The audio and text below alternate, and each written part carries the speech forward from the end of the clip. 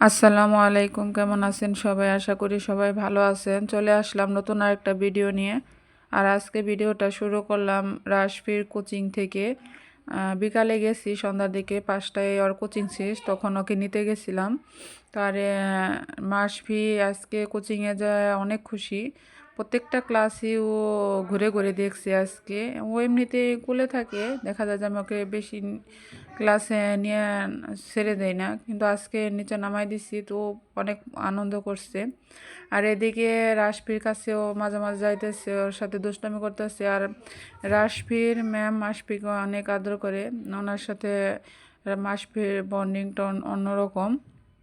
দেখা যায় যে মাসফি স্কুলে গেলে কোচিংয়ের টাইমে নিয়ে গেলে ওকে উনি কুলে নিয়ে বসে থাকে, তো রাশফি সব ফ্যানরাই অনেক খুশি হয়।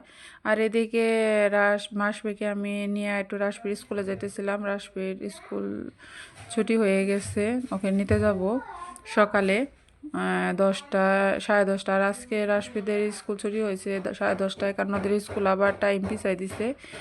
আগে স্কুল ছিল 8টা থেকে 7:45 থেকে, আর এখন 8:30 থেকে 1 ঘন্টার মতো পিছাই দিছে। তো এখন ছুটি হয় 10:30টায়। তো 10:30টার দিকে আমি মাসপিকে রেডি করে স্কুলে নিয়ে যাইতেছি। মাসফি বাইরে গেলে এত চুপচাপ থাকে যে দেখে মনে হয় ও অনেক শান্ত, কিন্তু আসলে ও এতটা শান্ত না। আজকে একটা মজার কাহিনী হয়েছে, স্কুলে ম্যাম জিজ্ঞাইতেছে যে মাসফি কি অনেক শান্ত মনে হয়, তাই না ভাবি? আমি কই না ম্যাম, ওকে বাইরে নিয়ে আসলে ও এত শান্ত থাকে, বাসায় গেলে বুঝতে পারবেন ও এত দুষ্ট। ও সারাদিন রাশফির সাথে ঝগড়া করে, বিশেষ করে রিমোট নিয়ে। তো দুইজন এত ঝগড়া করে, কিন্তু বাইরে নিয়ে গেলে মাসফিকে বোঝা যায় না যে ও এত ঝগড়াটা। আর এদিকে স্কুল থেকে আসার সময় রাশফি আজকে বলতেছিল বেলপুরি খাবে। তো এটা ওদের স্কুলের সামনেই দোকান, তো ভাবলাম বেলপুরি কিনে দেই।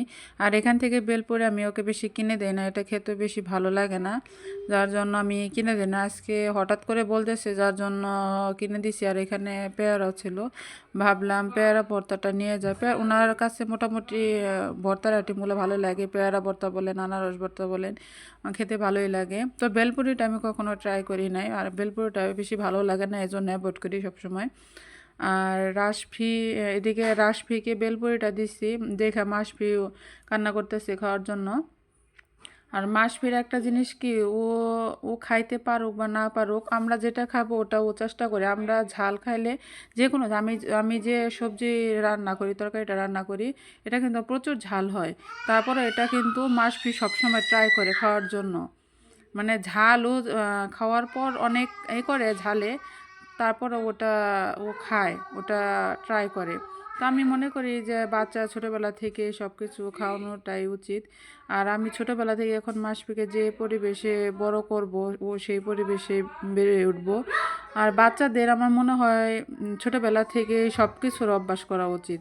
শীত বলেন, গরম বলেন, ঝাল বলেন, টক বলেন, সব কিছুই অভ্যাস করা দরকার। তা নাহলে বড় হলে ওরা সব পরিবেশে নিজেরা মানায় নিতে পারবো না। আর এদিকে মাসফিকে নিয়ে একটু ফাতেমাদের বাসায় গেছিলাম।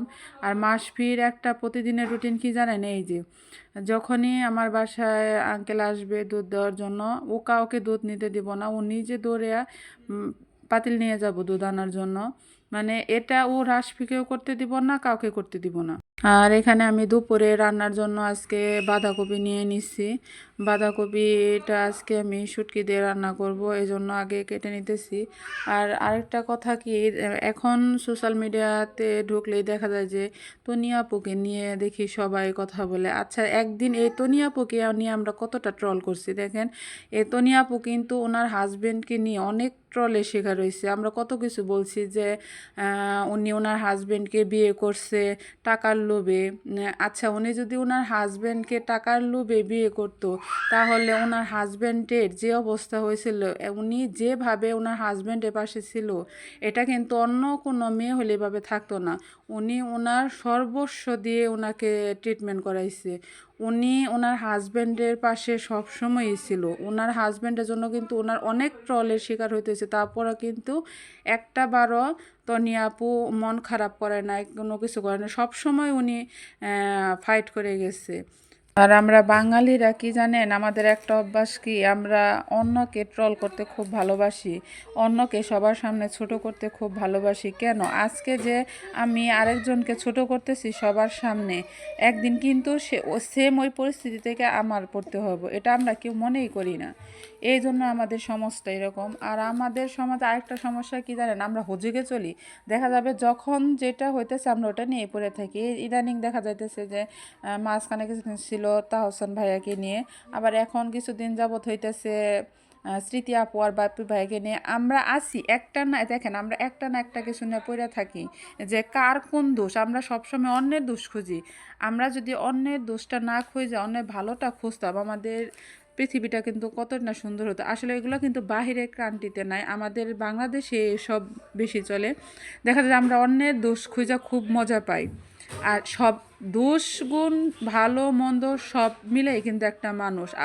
একটা মানুষের যেরকম খারাপ দিক আছে, একটা মানুষের ঠিক ভালো দিকটাও আছে। আমরা কিন্তু সবসময় একটা মানুষের খারাপ দিকটাই তুলে ধরার চেষ্টা করি, ভালো দিকটা কিন্তু তুলে ধরি না। এটা ঠিক না। একটা মানুষের খারাপ দিকটা না তুলে ধরে আমরা যদি ভালো দিকটা তুলে ধরি, তাহলে কিন্তু এটা আমাদের সমাজের জন্য, আমাদের নিজেদের জন্যই ভালো। একটা মানুষকে সবার সামনে ছোট করলে, একটা মানুষের মনে একটা কষ্ট দিয়ে আঘাত দিয়ে কথা বললে, এটা যে আমাদের ইসলামের জন্য কতটা পাপ, কতটা সেটা আমাদের হাদিসে আছে। তো আমরা একটা মানুষের মন ভাঙা একটা মসজিদ ভাঙার সমান। আমরা কারো মনে কষ্ট না দিয়ে কথা না বলে এটাই মনে হয় ভালো। আর আমরা এটা পারি না। আমরা দেখা যায় যে কারো ভালো সহ্য করতে পারি না। দেখা যায় যে একজন ভালো আছে, তার ভালো থাকাটা আমরা কিভাবে নষ্ট করব, তার ভালো থাকাটা আমরা কিভাবে খারাপ করব, এটা নিয়ে আমরা পড়ে থাকি।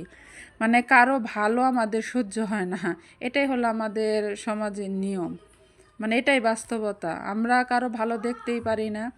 আর এদিকে আমার ঠান্ডা লাগছে। তোমাদের সাথে এই যে ভিডিওতে ভয়েস দিতে, যে আমার আজকে ভয়েসটা এত কষ্ট হয়েছে দিতে, ঠান্ডা আর খুশখুশি কাশি, মানে যার জন্য আজকের ভয়েসটাও আমি ঠিকমতো ভালোভাবে দিতে পারি নাই।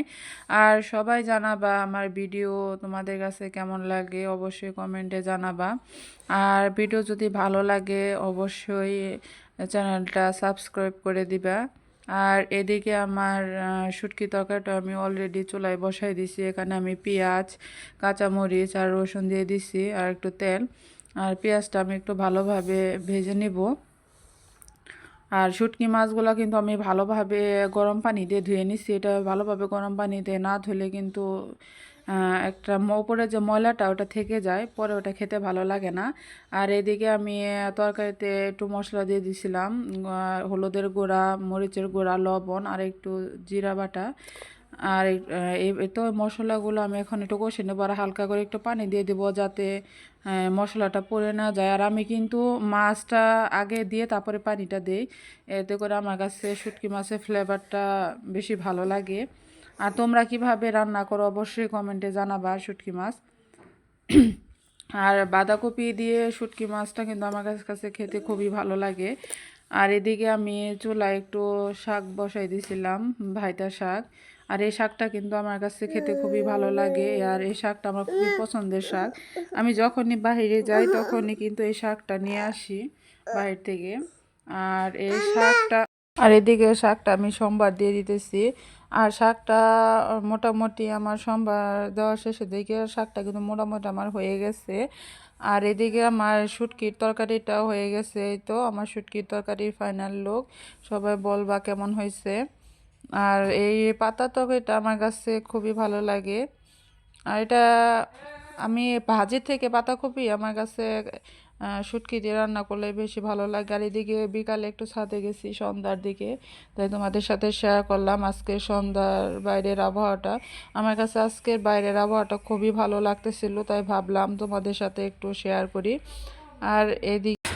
আর এদিকে বাচ্চা বাড়ি সব উপরে উঠতেছে, আর হাতে মা ওঠার জন্য ডাকতেছে। মাসবি তুমি উপরে উঠবে?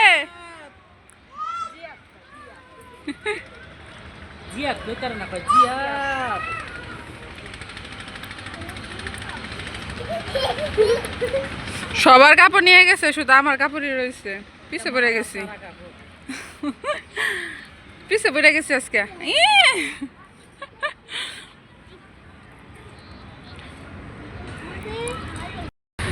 অনেকদিন পর রাশপি আর মাসপি আর ফাতেমা একসাথে খেলা করতেছে ছাদে। এখন ছাদে বেশি আসাও হয় না, ওদের খেলাও হয় না, আর বাসায় বেশি যাওয়া হয় না।